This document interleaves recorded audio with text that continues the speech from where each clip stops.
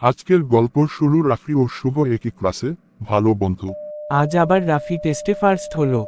সব সময় উই যেতে। চল টিফিনে একসাথে খাই। শুভ মনে মনে ঈর্ষা করতে থাকে, কিন্তু প্রকাশ করে না। শুভ ও রাফি খাবার খাচ্ছে। রাফির ব্যাগ পাশে। হঠাৎ শুভ রাফির ব্যাগ থেকে বই সরিয়ে ফেলে রাখে, যাতে রাফি ভুল উত্তর দেয়।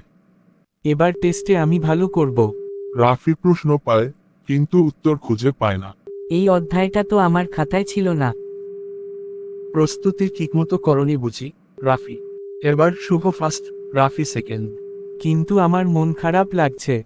আমি তো চিট করেছি। মা, আমি খারাপ রেজাল্ট করেছি। খারাপ রেজাল্ট মানে শেষ নয়, চেষ্টা চালিয়ে যাও। শুভ রাতে নিজের ভুল বুঝতে পারে, অনুতপ্ত হয়। সত্যি বন্ধু বলে আমি কি করলাম?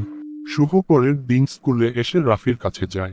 রাফি, আমি তোমার খাতা সরিয়ে দিয়েছিলাম। আমি খুব দুঃখিত। তুমি আমার বন্ধু, শুভ। সত্যি বলার জন্য ধন্যবাদ। তারপর তারা হাত মিলায়। সত্যিকার বন্ধু ভুল করলেও তা স্বীকার করে নেয়। এই শিক্ষাই সবচেয়ে বড়। বন্ধুত্ব মানে ভরসা, সহানুভূতি আর ক্ষমা। হিংসা নয়, ভালোবাসায় গড়ে উঠে আসল সম্পর্ক। বেল শিক্ষণীয় আরও গল্প পেতে আমাদের চ্যানেলটি সাবস্ক্রাইব করুন।